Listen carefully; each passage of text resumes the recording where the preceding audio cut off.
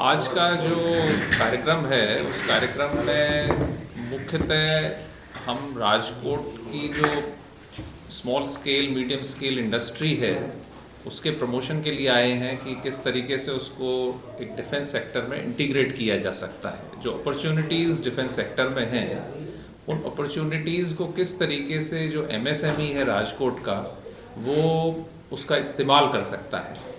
Defence sector आज की date में बहुत तेज़ी से बढ़ने वाला क्षेत्र है और दूसरा चीज़ ये है कि डिफेंस के क्षेत्र में जो टेक्नोलॉजी है वो एक लेटेस्ट टेक्नोलॉजी है जिसका इस्तेमाल ना केवल डिफेंस में बल्कि उसके आगे चल कर के बहुत सारे सिविलियन यूजेस भी होते हैं।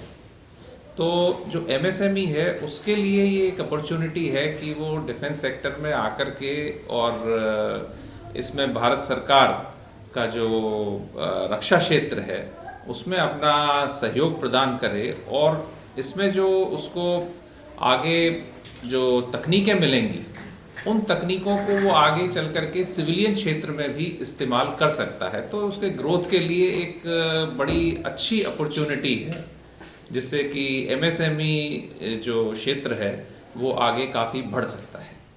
सर, जिस तरह से मेक इन इंडिया प्रोजेक्ट चल रहा है उससे कितना फायदा हुआ है?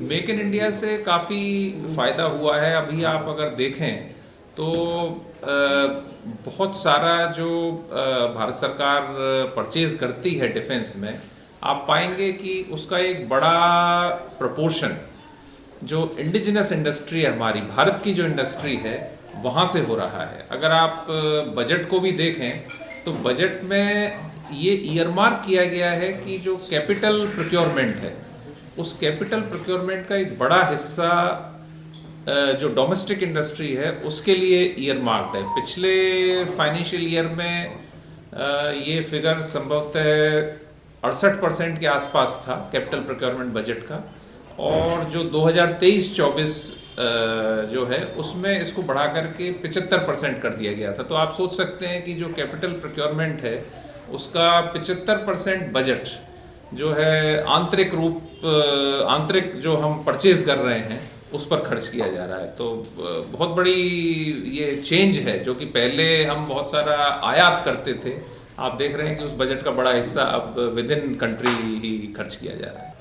उसमें मुख्यतः अगर आप देखें कि रक्षा क्षेत्र में जो उत्पाद हैं उन उत्पादों में तकनीक का बड़ा महत्व है और रक्षा क्षेत्र में जो चीज़ें होती हैं उसमें आप पाएंगे कि वो नॉर्मली बहुत हाई टेक्नोलॉजी की होती हैं और वही एक बड़ा कारण था कि हम लोग विदेश के ऊपर निर्भर थे क्योंकि देश में उतनी उच्च स्तरीय टेक्नोलॉजी की अवेलेबिलिटी या डेवलपमेंट नहीं था, जिसके लिए सरकार ने काफ़ी प्रयास किया और जो हमारी अपनी कंपनियां हैं उनको प्रमोट किया कि भाई आप जो है नई नई तकनीकों का प्रयोग करें और इवन जो स्टार्टअप्स हैं उनको बहुत प्रमोट किया क्योंकि स्टार्टअप्स में वो चीज़ होती है कि वो बहुत आसानी से एक नए क्षेत्र में प्रवेश कर सकते हैं, उनमें वो इनर्शिया नहीं होता है।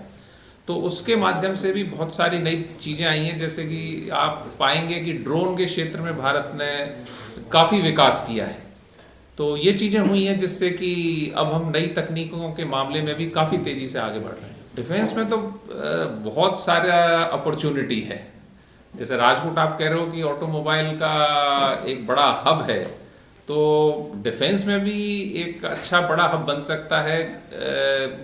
मतलब मैं ये देखूंगा कि राजकोट में मुख्यतः अगर आप पाएंगे तो मैन्युफैक्चरिंग बेस्ड है, तो मैन्युफैक्चरिंग के लिए एक अच्छी अपॉर्चुनिटी है कि जो एमएसएमई है वो सब वेंडर्स के रूप में एज ए एंसिलरी इंडस्ट्री के रूप में जो बड़ी बड़ी कंपनियां आप देखेंगे कि जो हमारे बड़े कंपनीज हैं जो अपनी इंडिया की ही कंपनीज हैं जो कि काफ़ी बड़े रूप में रक्षा के क्षेत्र में आई हैं, जैसे कि टाटाज हैं, महिंद्रा है, एल&टी है, तो आप उनकी सप्लाई चेन से जुड़ सकते हैं और जिसमें कि आपको अच्छा खासा अपॉर्चुनिटी मिलेगा इन बड़ी कंपनियों के साथ जुड़ करके और उनके अगर आप सब वेंडर बनते हैं तो कंसिडरेबल अपॉर्चुनिटी इज देयर। मुख्य उद्देश्य जो है वो रक्षा मंत्रालय की तरफ से तो ये रहेगा कि मैं कुछ स्कीम्स की जानकारी यहाँ पर दे पाऊँ कि किस तरीके से एमएसएमईज को क्या क्या बेनिफिट सरकार जो है अपनी पॉलिसी के माध्यम से प्रोवाइड करा रही है। तो उन स्कीम्स का आप फ़ायदा ले सकते हैं और आह्वान तो सरकार की तरफ से ये होगा कि आप रक्षा क्षेत्र से जुड़ें और इसमें अधिकाधिक जो है अपना योगदान करें, जो कि न केवल देश के विकास बल्कि देश की सुरक्षा जो कि एक पहली जिम्मेदारी है उसमें आपका एक बड़ा कंट्रीब्यूशन हो सके। देखो, इसके बारे में बहुत जानकारी तो मुझे नहीं है कि राजकोट की अपनी इंडस्ट्री में क्या है। जितना मुझे जानकारी वो ये है कि मैकेनिकल जो इंजीनियरिंग है उस साइड में राजकोट काफ़ी आगे है और अगर रक्षा क्षेत्र में अगर आप देखें तो सेना के बहुत सारे उत्पाद हैं। आप ये देख लीजिए कि टैंक से लेकर के और राइफल तक या जो हमारी आर्टिलरी गन्स हैं उन सब में बहुत सारे मैकेनिकल पार्ट्स लगते हैं। तो उन चीज़ों में अगर आप पाएंगे तो जैसे L&T है, भारत फोर्ज है, टाटा, महिंद्रा, ये हैं, तो ये सारे के सारे कंपनीज वो हैं जो कि सारे उत्पाद अपने यहाँ नहीं बनाते। जितनी बड़ी कंपनी होगी वो ज़्यादातर असेंबल करती है चीज़ों को और उत्पाद उनके फिर जो सब वेंडर्स होते हैं वहाँ से वो उनको लेते हैं।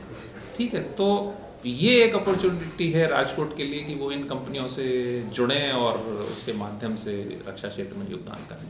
गुजरात आखो देश एमएसएमई उद्योगने हिसाबे સૌથી વધારે આપણી પાસે એમએસએમઈઝ ઇન્ડસ્ટ્રીઝ છે અને અત્યારે એમએસએમઈઝની હાલતમાં મંદીનો માહોલ છે ડ્યુ ટુ વોર। જુદા દેશોમાં જુદા યુદ્ધો ચાલે છે। આપણા વેસ્ટર્ન સાઇડના કન્ટ્રીઓમાં આપણું સપ્લાય એન્જિનિયરિંગ સેક્ટરમાં ઘણું બધું છે। એને હિસાબે આપણે આપણો રૂટ બધો મિડલ ઇસ્ટથી થતો હોય ને મિડલ ઇસ્ટમાં યુદ્ધની પરિસ્થિતિ છે તો આના હિસાબે આપણી સપ્લાય ઓછી છે। ઓલ ઓવર મંદીનો માહોલ છે। જેવું 2008માં મંદીનો માહોલ હતો એવો અત્યારે અહીંયા પણ માહોલ છે। એટલે એમએસએમઈ સેક્ટર અત્યારે થોડી ખરાબ પરિસ્થિતિમાંથી પાસ થઈ રહ્યું છે એવું કહી શકાય। આજના પ્રોગ્રામ અંતર્ગત આવું જ કંઈ છે। ભારત સરકારની પહેલ છે મેક ઇન ઇન્ડિયા અને આત્મનિર્ભર ભારત માટે, જે આપણે ડિફેન્સ માટેની જે વસ્તુઓ આપણે બહારથી મગાવતા હતા, ઇમ્પોર્ટ કરવી પડતી હતી, એન્જિનિયરિંગ સેક્ટર બાબતે ભારત સરકારનું ધ્યાન રાજકોટ ઉપર ખાસ પડ્યું છે। એટલે આ બાબતે આપણે સરકારનો પણ આભાર માનીએ।